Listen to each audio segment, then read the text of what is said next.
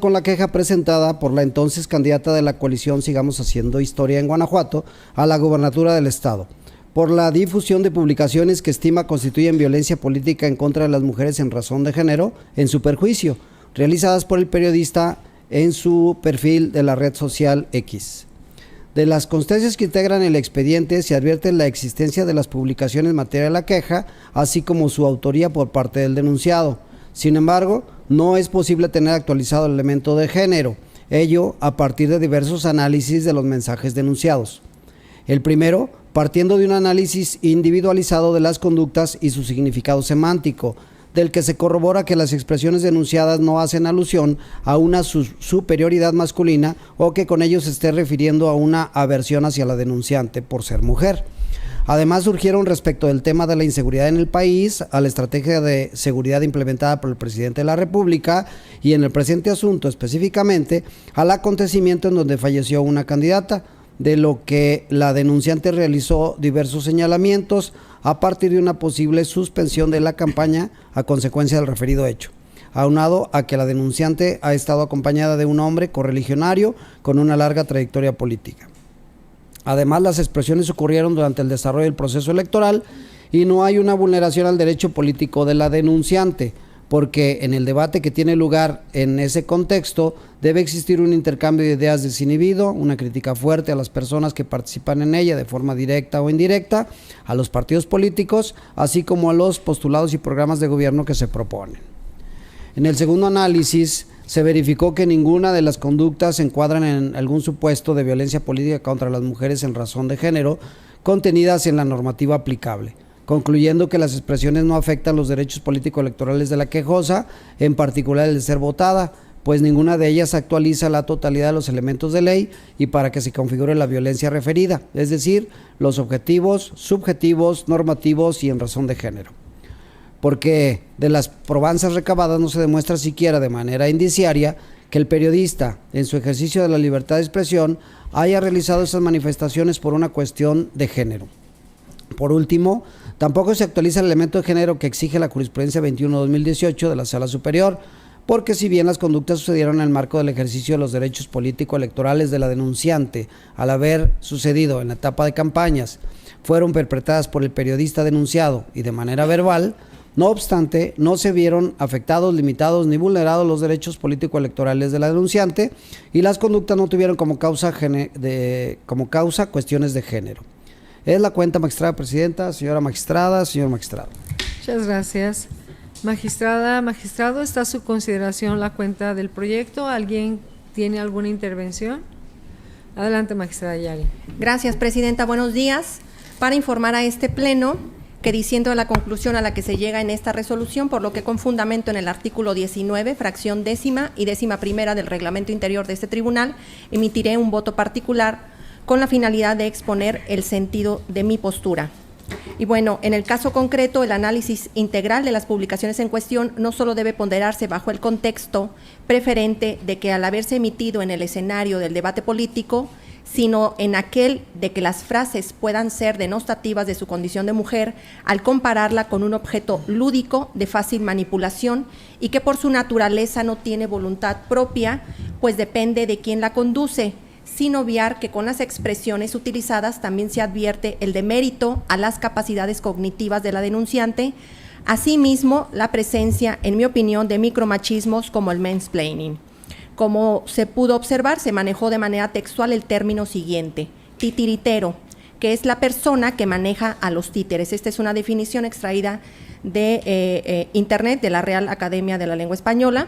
Entonces es pertinente definir semánticamente también lo que es el vocablo títere, cuyo significado refiere a un muñeco de pasta, madera u otro material vestido y adornado que se mueve jalando algunos hilos conectados a su cuerpo. De la misma manera, esta definición también hace referencia a una persona sin voluntad ni decisión propia que se deja manejar por otra. Bajo ese contexto, resulta relevante lo establecido en el protocolo para juzgar con perspectiva de género de la Suprema Corte, que indica que para identificar si existen situaciones de poder, tiene que existir una relación en la que una parte posee la capacidad de ejercer el dominio, regulación y control sobre la vida de alguien y dirigir su existencia. Ahora bien, para determinar si las publicaciones tuvieron el efecto de discriminar a las mujeres, primero debemos analizar si hubo algún tipo de violencia en contra de la denunciante y adicionalmente si éstas tienen el elemento de género.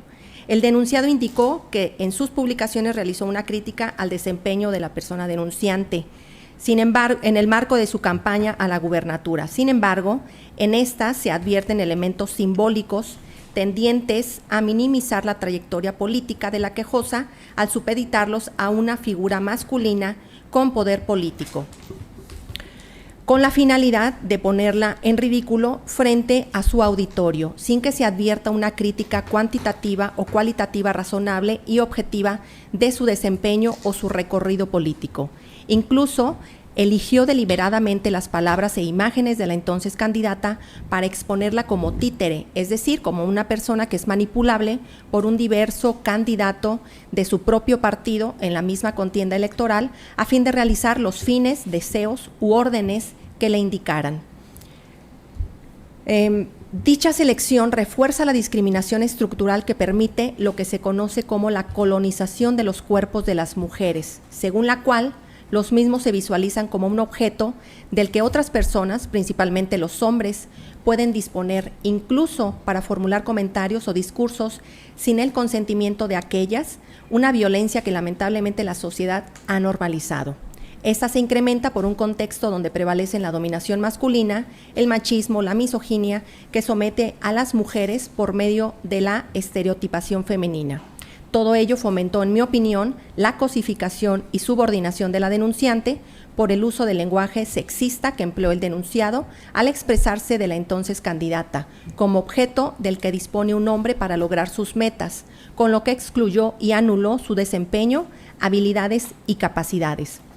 Ahora bien, no pasa desapercibido para la suscrita que existen diversos precedentes de la sala superior y de la sala especializada en los que se ha determinado que el vocablo títere o el hecho de apuntar a una persona, específicamente una mujer, como títere de un hombre, no constituye violencia política contra las mujeres en razón de género.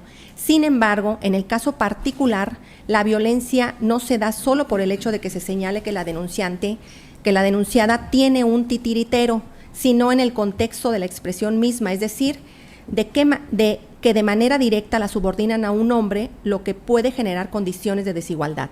En ese sentido, adquiere relevancia lo asumido también por la Sala Superior en el diverso recurso de revisión sub-rep-812/2024, en donde señaló que las publicaciones que encierran estereotipos de género no pueden estar protegidas por la libertad de expresión o por la protección al periodismo, pues no por el solo hecho de estar contendiendo para un cargo de elección popular es válido emitir cualquier clase de opinión. En el caso concreto se habla de diversos síndromes que genera la violencia y bueno, en esta misma sentencia se han definido lo que puede ocasionar en una mujer cualquier tipo de violencia que puede lesionar o ser susceptible de dañar la dignidad, la integridad o libertad de las mujeres, y bajo este análisis de perspectiva de género no es posible ignorarlos. En este caso tenemos que esta sentencia refirió a los síndromes de la impostora, que es la presión patriarcal hacia las mujeres que tienen logros notables, desconfíen de sí mismas. En el caso, la publicación critica sus habilidades, capacidades y poder propio. El síndrome Cassandra, el cual invisibiliza a las mujeres en las sociedades patriarcales y genera una falta de credibilidad frente a la cultura dominante. En este procedimiento, la publicación concretamente se centra en exponerla al público como mujeres sometidas a los designios de un hombre, sin considerar de manera objetiva su desempeño como legisladora, y la supeditan a una figura masculina. Por último, el síndrome de Lily Reich, por la intención de la historia, que es de colocarlas en un segundo plano respecto a un hombre. Estas violencias blandas, como fueron denominadas, establecidas, implementadas y fomentadas por el machismo cotidiano, garantizan la posición dominante de los hombres y la subordinación y exclusión para las mujeres. Por ello, considero que el estudio debió de haber sido diferente y asumirse una postura diversa, de ahí lo tocante, mi disenso en lo tocante al estudio al respecto. Es cuanto. Muchas gracias. Gracias, magistrada. ¿Alguna otra intervención? Adelante, magistrado Martínez. Gracias, magistrada presidenta. Mi intervención es para manifestar que se sostendrá el sentido de mi proyecto por las razones y fundamentos que le citan en el mismo. Gracias, magistrada presidenta. Al no haber más intervenciones, señor secretario general, tome la votación sobre este asunto. Con su autorización, magistrada presidenta María Dolores López Loza. Con el proyecto. Magistrada Yari Zapata López. Con el voto en contra en el expediente de la cuenta. Magistrado Alejandro Javier Martínez Mejía. Con mi proyecto. Magistrada presidenta, le informo que el proyecto de la cuenta fue aprobado por mayoría de votos de usted y del magistrado Alejandro Javier Martínez Mejía, con el voto en contra de la magistrada Yari Zapata López, quien anuncia la emisión de un voto particular en términos del artículo 19, fracciones décima y décima primera del reglamento interior de este tribunal. En consecuencia, en cuanto al procedimiento especial sancionador 101 de 2024 se resuelve. Se declara no actualizada la infracción atribuida a Humberto de Jesús Gutiérrez García en su calidad de periodista, consistente en violencia política contra las mujeres en razón de género. Magistrada y magistrado, al haberse agotado el análisis y resolución de los asuntos listados para esta